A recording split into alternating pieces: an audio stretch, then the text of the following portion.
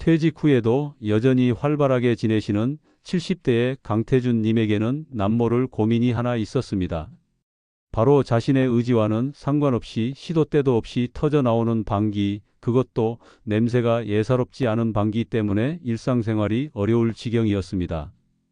태준님은 매일 아침 동네 주민자치센터에 서예 교실에 나가셨는데 글을 쓰다가도 속에서부터 스멀스멀 올라오는 신호 때문에 수업 내내 등골이 오싹할 때가 한두 번이 아니었습니다.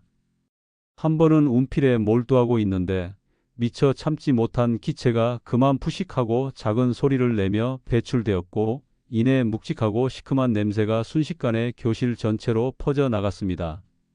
순간 모두의 시선이 태준님에게 쏠리는 듯했고 태준님은 얼굴이 홍당무처럼 달아올라 죄송하다는 말도 제대로 하지 못하고 붓을 놓아야 했습니다. 그날 이후로 태준님은 서예 교실을 나가는 것이 두려워지기 시작했습니다. 함께 운동을 즐기던 친구들과의 모임이나 손주를 만나는 일까지도 혹시 모를 실수 때문에 자꾸 피하게 되는 스스로를 보며 깊은 우울감에 빠지셨습니다. 이 나이에 이런 일로 고민해야 한다니 혹시 내 몸에 큰 병이라도 생긴 것은 아닌가 하는 불안감이 태준님을 짓눌렀습니다. 많은 분들이 태준님과 비슷한 고민을 가지고 계실 것입니다. 나이가 들면서 소화기관의 기능이 예전 같지 않고 장 속에 가스가 차거나 방귀 냄새가 지독해지는 것은 흔한 일입니다. 하지만 이를 단순한 노화 현상으로 치부하고 넘어가기에는 태준님처럼 일상생활에 큰 지장을 초래할 수 있습니다. 그래서 오늘 이 시간에는 태준님을 통해 방귀에 대한 모든 것을 자세히 파헤쳐 보고 여러분들의 고민을 속 시원하게 해결해 드릴 비법을 알려드리고자 합니다. 이 영상을 끝까지 보시면 여러분의 방귀 횟수가 눈에 띄게 줄어들고 지독했던 악취로부터 해방되어 활기차고 당당한 노후를 되찾게 될 것입니다. 장 속에 묵혀있던 숙변처럼 마음속의 걱정거리까지 시원하게 비워드릴 약속드리겠습니다. 방귀는 부끄러운 것이 아니라 우리 몸이 보내는 매우 중요한 건강 신호입니다.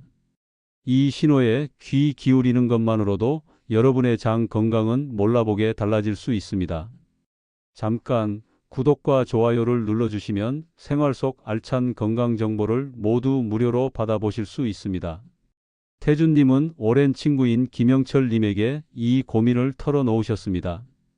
영철님은 태준님의 이야기를 진지하게 듣고는 자신이 최근 유튜브에서 본 건강정보 채널의 이야기를 해주었습니다. 영철님은 그 채널에서 방귀가 잦은 이유와 냄새의 비밀 그리고 관리법에 대해 상세히 다루는 것을 보았다고 했습니다. 태준님은 영철님의 권유로 그 영상을 찾아보게 되었습니다. 영상 속 전문가는 방귀가 우리 몸의 소화 과정에서 생기는 지극히 자연스러운 현상이며 대부분의 경우 병적인 문제가 아니라고 설명했습니다. 특히 방귀가 생기는 주요 원인 두 가지를 짚어주었는데 하나는 음식물을 삼킬 때 함께 들어가는 공기이고 다른 하나는 장 속에 사는 수많은 세균이 음식 찌꺼기를 분해 발효할 때 만들어내는 가스라고 했습니다. 태준님은 자신이 밥을 먹을 때 급하게 먹는 습관이 있다는 것을 떠올렸습니다. 급하게 국을 마시거나 대충 씹고 넘기다 보니 남들보다 더 많은 공기를 들이켰을 수도 있겠다는 생각이 들었습니다. 내가 너무 성격이 급해서 방귀까지 급해졌나 하는 생각에 웃음이 나오기도 했지만 원인을 알게 되었다는 사실에 한결 마음이 놓였습니다. 태준님은 이 영상 덕분에 단순하게만 생각했던 방귀 속에 담긴 복잡한 건강의 비밀을 조금이나마 엿볼 수 있었습니다. 이제 태준님은 이 영상을 끝까지 시청하며 자신의 방귀 문제에 대한 완전한 해답을 찾고자 했습니다. 강태준님은 젊은 시절 누구보다 건강하고 활력이 넘치는 분이셨습니다. 젊어서는 마라톤 동호회 활동을 할 정도로 체력이 좋았고 식사도 아무거나 가리지 않고 뚝딱 소화해내는 쇠 소화기관을 가졌다고 자부하셨습니다. 하지만 세월의 흐름은 누구도 막을 수 없는 법, 60대 중반에 퇴직을 하고 70대에 접어들면서부터 몸의 변화가 하나둘 느껴지기 시작했습니다. 우선 아침에 일어나는 것이 예전 같지 않았고 조금만 움직여도 쉽게 피로해지는 것을 느끼셨습니다. 그리고 소화 기능도 눈에 띄게 약해졌습니다. 젊었을 때는 아무리 기름진 음식을 먹어도 끄떡없었지만 이제는 조금만 과식해도 속이 더부룩하고 불편했습니다. 특히 방귀 문제가 심해지기 시작했습니다. 예전에는 방귀를 뀌는 횟수 자체도 적었고 냄새도 정겹다고 할 만큼 독하지 않았는데 어느 순간부터 방귀 횟수가 부쩍 늘어났고 한번 뀌었다 하면 주변 사람이 고개를 돌릴 정도로 냄새가 지독해졌습니다. 태준님은 이 모든 것이 늙어서 그런가 보다 하고 체념하려 했지만 서해 교실 사건 이후로는 더 이상 모른 척할 수 없었습니다. 영상에서 전문가는 방귀가 결국은 우리 몸의 장 내부에 모인 가스가 몸 밖으로 나가는 정상적인 생리 현상이라고 강조했습니다. 이 가스의 출처를 정확히 아는 것이 곧 방귀 고민 해결의 첫걸음이라고 했습니다. 전문가는 가스 발생의 두 가지 주된 원인에 대해 더 깊이 설명해 주었습니다. 첫 번째는 우리가 음식을 먹을 때 목구멍을 통해 들어가는 외부의 공기입니다. 침을 삼키거나 음식을 급하게 먹을 때, 심지어는 무의식 중에 숨을 쉴 때도 일정량의 공기가 위장으로 들어가게 됩니다.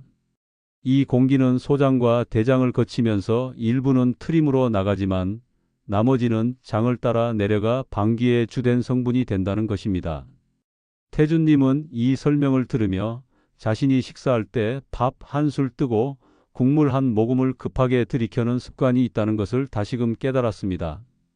두 번째, 그리고 더욱 중요한 원인은 바로 장 속 세균의 활동입니다. 우리가 먹는 음식물 중에는 소장에서는 완전히 흡수되지 않고 대장까지 내려가는 찌꺼기가 생기기 마련입니다. 특히 식이섬유나 일부 탄수화물처럼 소화 흡수가 더딘 영양소들이 이에 해당합니다. 대장에 도달한 이 찌꺼기들은 그곳에 살고 있는 수많은 장내 세균들에게는 더할 나위 없는 먹이가 됩니다. 세균들은 이 찌꺼기들을 발효시켜 에너지를 얻는데 이 발효 과정에서 필연적으로 여러 종류의 가스가 만들어지게 됩니다. 이것이 바로 우리가 끼는 방귀의 상당 부분을 차지하는 생성가스입니다. 우리가 어떤 음식을 먹었는지에 따라 대장 속 세균들의 먹이가 달라지고 그 결과 만들어지는 가스의 양과 종류, 그리고 냄새까지도 달라지게 되는 것입니다. 결국 방귀는 우리의 식습관과 장내 미생물 환경의 상태를 반영하는 정직한 거울인 셈입니다. 태준님은 전문가의 설명을 들으며 마치 미스터리의 실마리를 잡은 탐정 같은 기분이 드셨습니다. 단순히 몸이 안 좋아서 생기는 현상이라고만 생각했는데 음식 먹는 습관과 장 속 세균의 복잡한 화학 작용이 얽혀 있는 결과라는 것을 알게 된 것입니다. 특히 태준님은 퇴직 후 건강을 위해 매일 우유 한 잔을 꼬박꼬박 마시고 아침 식사로는 빵과 시리얼을 자주 드셨는데 이 음식들이 장내에서 과도한 발효를 일으키는 주범일 수 있다는 생각에까지 미치셨습니다. 태준님의 식단에 숨겨진 비밀이 곧 밝혀질 것 같았습니다.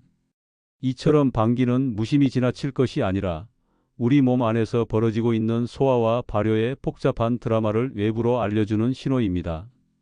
강태준님은 방귀의 원리를 알고 나니 그 다음으로 가장 궁금한 것은 과연 내가 방귀를 너무 자주 뀌는 것은 아닌가 하는 것이었습니다. 서예 교실을 갈 때마다 신경을 곤두세우다 보니 평소보다 방귀를 훨씬 많이 뀌는 것처럼 느껴졌고 이 때문에 자신이 혹시 장 질환을 앓고 있는 것은 아닐까 하고 걱정하셨습니다. 매일 아침 화장실에 가서 방귀 횟수를 세어볼까 하는 생각까지 하셨지만 이내 너무 궁상맞은 행동 같아 그만두셨다고 했습니다. 태준님은 자신의 방귀 횟수가 하루에 수십 번은 될 것이라고 짐작하고 계셨습니다. 영상 속 전문가는 바로 이 방귀 횟수에 대한 오해를 풀어주었습니다. 많은 분들이 자신이 비정상적으로 방귀를 많이 낀다고 생각하시지만 연구 결과에 따르면 건강한 일반 성인의 하루 평균 방귀 횟수는 무려 10번에서 20번 정도에 달한다고 했습니다. 그리고 하루에 배출되는 가스의 총량은 약 500cc에서 1000cc 정도나 된다는 사실도 알려주었습니다. 태준님은 이 말을 듣고 깜짝 놀라셨습니다. 하루 20번이라는 횟수는 태준님이 생각했던 것보다 훨씬 많은 횟수였기 때문입니다. 자신이 방귀를 많이 낀다고 생각했던 대부분의 경우가 사실은 정상 범주 안에 속한다는 사실을 깨닫자 태준님은 큰 안도감을 느끼셨습니다. 아, 내가 너무 예민하게 생각했구나. 생각해보니 하루 종일 20번 정도면 화장실 갈 때, 혼자 있을 때도 끼니까 의외로 그 정도는 되겠네 하고 속으로 계산해 보셨습니다. 하지만 물론 정상 범위를 벗어나는 경우도 있습니다. 전문가는 하루에 20번을 훌쩍 넘어서는 과도한 방귀 횟수가 지속되거나 방귀와 함께 심한 복통, 설사, 체중 감소와 같은 다른 증상이 동반될 경우에는 장 건강에 특별한 문제가 있을 수 있다고 경고했습니다. 이런 경우에는 반드시 전문가와 상의하여 정확한 진단을 받아봐야 한다고 했습니다. 과도한 방귀의 원인이 될 수 있는 몇 가지 질환에 대해서도 설명해 주었는데 그중 하나는 공기연화증의 EROPHAGREA입니다.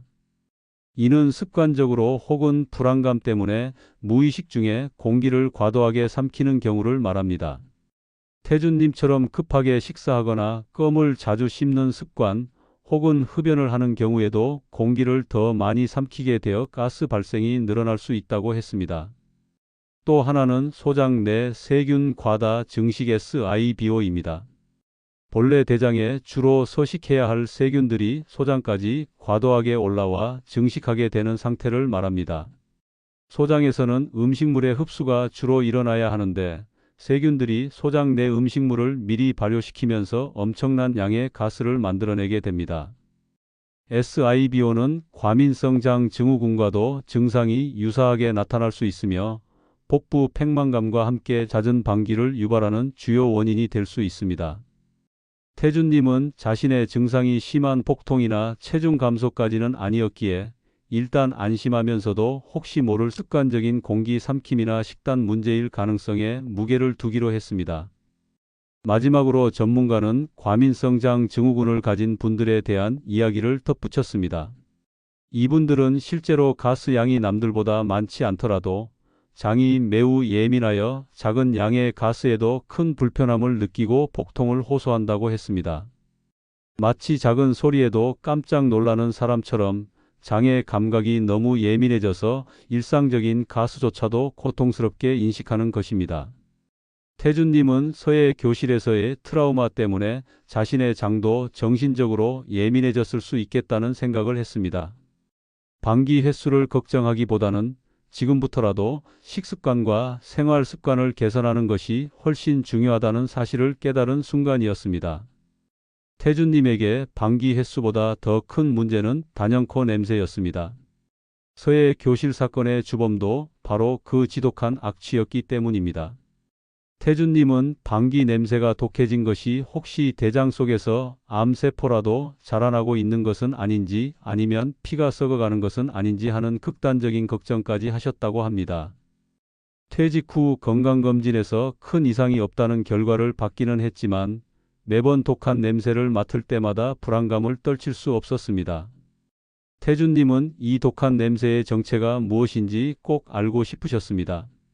영상에서 전문가는 태준님과 같은 고민을 하는 시청자들을 향해 가장 먼저 방귀 냄새가 독하다고 해서 건강에 큰 문제가 있는 것은 아니니 지나치게 걱정하지 않아도 된다는 위로의 메시지를 전했습니다. 전문가는 방귀를 이루는 성분을 자세히 설명해 주었는데 방귀 가스의 99%는 질소, 산소, 이산화탄소, 수소, 메탄과 같은 무색무취의 기체로 이루어져 있다고 했습니다. 우리가 소리를 듣고 방귀를 인지할 수는 있지만 냄새를 맡을 수는 없는 성분들이 대부분이라는 뜻입니다. 그렇다면 우리를 괴롭히는 지독한 냄새는 어디에서 오는 것일까요? 전문가는 그 비밀이 나머지 1% 미만의 극소량 성분에 숨겨져 있다고 했습니다. 이 미량 성분 중에는 황화합물이 있는데 특히 황화수소 같은 물질이 계란 썩는 냄새와 비슷한 독한 악취를 풍기는 주범입니다. 이 황화합물은 우리가 먹는 음식물에 포함된 황 성분이 장내 세균에 의해 분해되는 과정에서 만들어집니다. 태준님은 이 설명을 듣고 자신의 식단을 곰곰이 되돌아보셨습니다. 퇴직 후 태준님은 건강을 위해 단백질 섭취에 신경을 많이 쓰셨습니다. 아침에는 삶은 달걀 2개와 우유, 점심이나 저녁에는 살코기 위주의 육류나 생선을 꼭 챙겨 드셨습니다. 영상 속 전문가는 바로 이러한 고단백 식품들이 방귀 냄새를 증가시키는 주된 원인이 될 수 있다고 지적했습니다. 달걀, 육류, 생선에는 아미노산 형태로 황 성분이 풍부하게 들어있고 이들이 대장까지 내려가면 부패 과정과 발효를 거치면서 냄새가 독한 황 화합물을 만들어낸다는 것입니다. 또한 태준님이 즐겨 드시는 양파, 마늘, 양배추, 브로콜리 같은 채소류에도 황 성분이 많이 들어 있습니다. 이 채소들은 섬유질도 풍부해서 가스 자체의 양도 늘리지만 냄새까지 독하게 만드는 이중의 효과를 낼 수 있다고 했습니다. 태준님은 몸에 좋은 음식이라고 챙겨 먹었는데 그게 다 냄새 폭탄이었구나 하는 생각에 허탈함을 느끼셨습니다.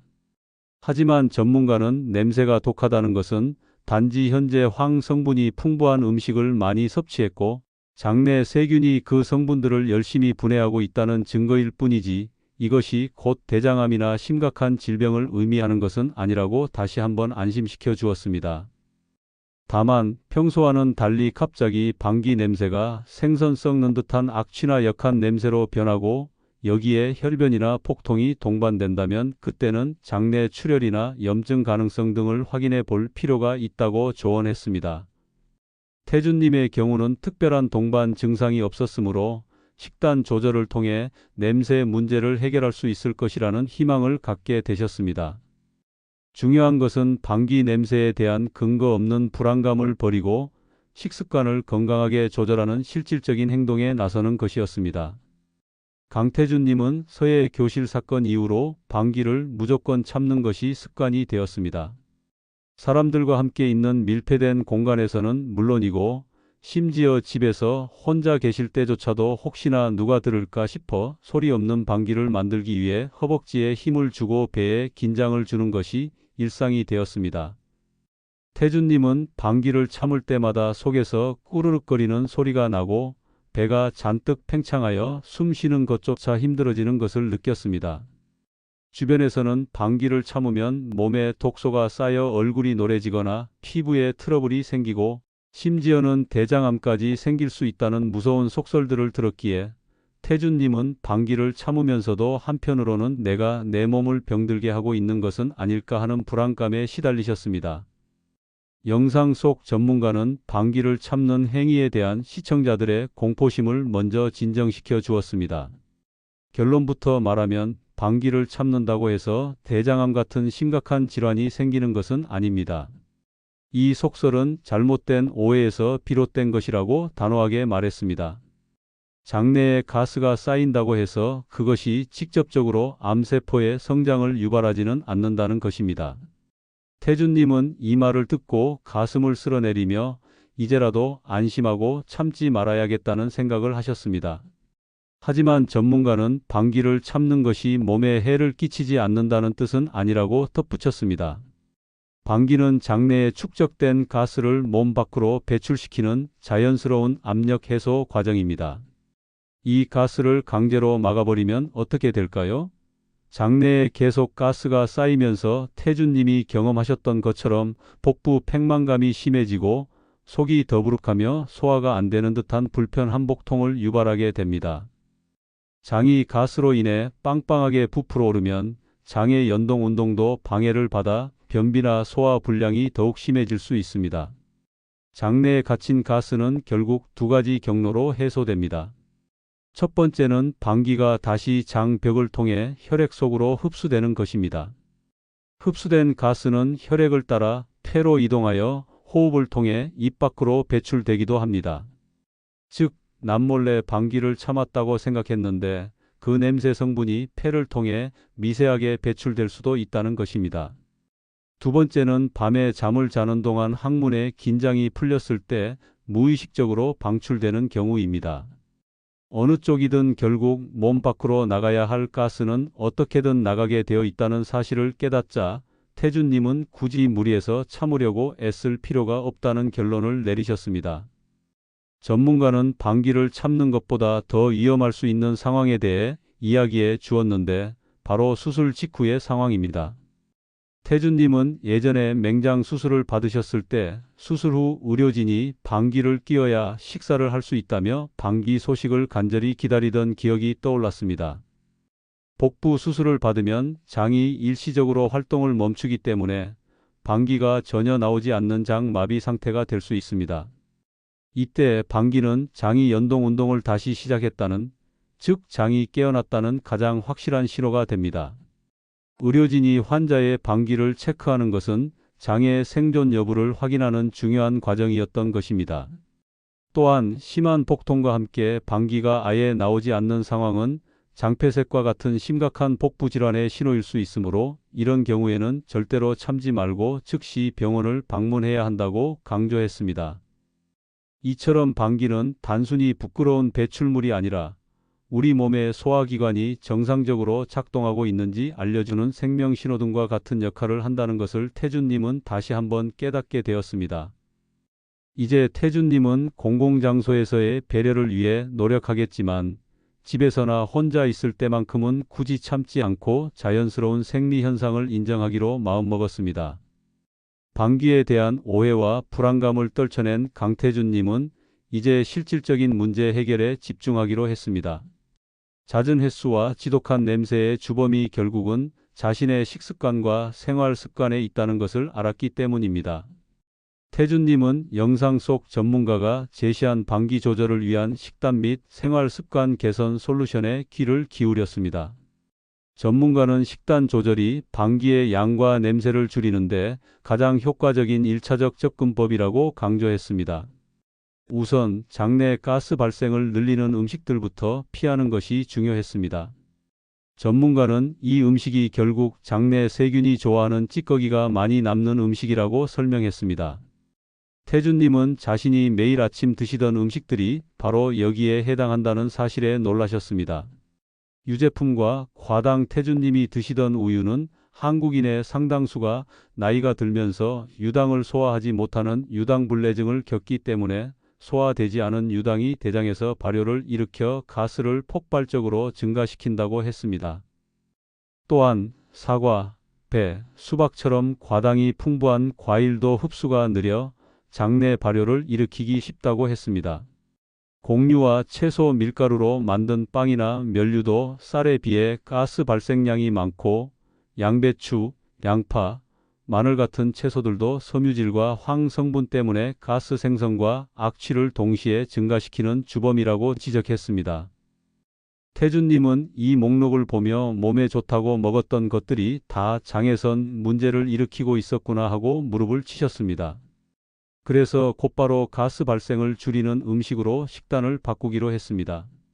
대체 식품 우유 대신 유당이 제거된 제품이나 요구르트 같은 발효 유제품을 소량 섭취하고 아침 식사로 빵 대신 가스 발생이 가장 적은 백미로 지은 밥을 드시기로 했습니다. 과일과 채소. 과일은 과당이 적은 포도나 오렌지 같은 감귤류로 바꾸고 채소는 양파, 마늘 대신 청경채나 당근 같은 가스 발생이 적은 종류를 섭취하기로 했습니다. 또한 냄새를 유발하는 고단백 식품인 달걀, 육류, 생선 등은 양을 갑자기 줄이기보다는 장에서 발효가 덜 일어나도록 충분히 익혀서 천천히 꼭꼭 씹어 먹는 방식으로 개선하기로 했습니다. 단백질 자체가 몸의 필수적인 영양소이기 때문에 무작정 피하기보다는 섭취 방법을 바꾸는 것이 현명한 선택이었습니다. 식단 외에도 태준님은 전문가가 강조한 생활 습관의 변화가 필요함을 깨달았습니다. 천천히 먹기. 태준님의 오랜 습관이었던 빨리 먹기는 공기를 과도하게 삼키는 공기연화증의 주범이었습니다. 이제부터는 모든 식사를 최소한 20분 이상 천천히 꼭꼭 씹어 삼키는 것을 의식적으로 연습하기로 했습니다. 껌과 탄산음료 피하기. 태준님은 간혹 입이 심심할 때 무설탕 껌을 씹으셨는데 껌을 씹을 때 공기를 더 많이 삼키게 되고 껌에 들어있는 솔비톨이나 자일리톨 같은 감미료가 장내에서 발효를 일으켜 가스 생성을 늘린다는 사실을 알게 되었습니다. 또한 탄산음료도 그 자체로 가스를 포함하고 있으므로 피해야 할 음료였습니다. 태준님은 이 솔루션들을 당장 오늘부터 실천에 옮기기로 결심하셨습니다. 방기 문제의 원인을 외부의 질병이 아닌 자신의 일상적인 습관 속에서 찾고 해결책을 마련하자 수개월 동안 태준님을 짓눌렀던 마음의 짐이 한순간에 사라지는 듯 했습니다. 이제 태준님은 방기 때문에 서예 교실을 포기하는 것이 아니라 건강한 식습관과 생활 태도를 통해 당당하게 자신의 취미 생활을 이어갈 수 있게 되었습니다. 강태준님은 영상에서 배운 대로 식단과 생활 습관을 철저하게 바꾸기 시작하셨습니다. 매일 아침 드시던 우유와 빵 대신 유당이 없는 음료와 청경채를 넣고 끓인 백미죽을 드셨습니다. 식사 시간에는 시계를 보면서 20분이 될 때까지 천천히 꼭꼭 씹어 드시는 습관을 들이셨습니다. 무설탕 껌과 탄산음료도 과감하게 끊으셨습니다. 이러한 노력은 놀랍도록 빠르게 효과를 보기 시작했습니다. 며칠이 지나지 않아 태준님의 뱃속이 훨씬 편안해지는 것을 느끼셨습니다. 더부룩했던 복부 팽만감도 줄어들었고 무엇보다도 방귀를 뀌는 횟수가 눈에 띄게 줄어들었습니다. 가장 극적인 변화는 방귀 냄새였습니다. 고단백 식사를 줄이고 황 성분이 많은 음식을 조절했더니 지독했던 악취가 희미해지고 훨씬 순해진 것을 스스로 느끼셨습니다. 서예 교실에 다시 나가시는 날 태준님은 더 이상 방귀 때문에 마음을 졸이지 않으셨습니다. 설령 방귀가 나온다 하더라도 횟수도 줄었고 냄새도 심하지 않다는 것을 아셨기에 예전처럼 위축되거나 불안해하지 않으셨습니다. 태준님은 붓을 들고 묵향을 맡으며 평온하게 서예에 집중할 수 있었고 주변 사람들과도 훨씬 더 밝고 편안하게 대화를 나누셨습니다.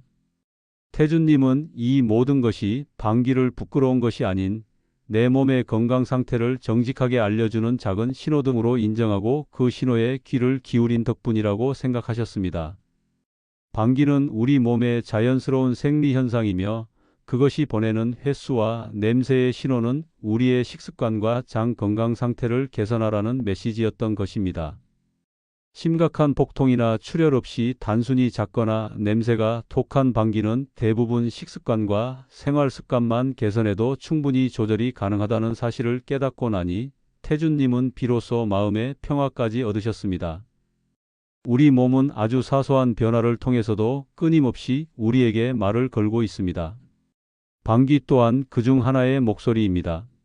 오늘 이 영상을 통해 강태준님처럼 방귀에 대한 오해를 풀고 내장 건강을 되찾는 현명한 관리법을 배우셨기를 바랍니다. 방귀 횟수와 냄새에 대한 근거 없는 두려움을 버리고 오늘 배운 식단 조절과 천천히 먹는 습관을 꾸준히 실천하신다면 여러분의 장은 더욱 활발하고 건강하게 움직일 것입니다. 여러분의 장 건강이 곧 행복하고 활기찬 노후를 위한 가장 중요한 자산입니다. 이제부터는 방귀를 부끄러워하지 마시고 오히려 내 장이 오늘 열심히 일하고 있구나 하고 긍정적으로 바라보시는 여유를 가지시기 바랍니다. 건강한 장은 곧 건강한 삶을 의미합니다. 오늘부터 당장 냉장고를 열어보시고 장 건강에 해로운 음식을 좋은 음식으로 바꾸는 작은 실천부터 시작해 보십시오. 작은 변화가 여러분의 노후를 완전히 달라지게 할 것입니다. 이 내용이 유익하셨다면 주변의 소중한 지인분들께도 이 영상을 널리 공유해 주셔서 모두가 건강한 장을 가질 수 있도록 도와주시면 감사하겠습니다. 다음 시간에도 여러분의 삶의 활력을 불어넣을 건강 정보로 다시 찾아뵙겠습니다. 감사합니다.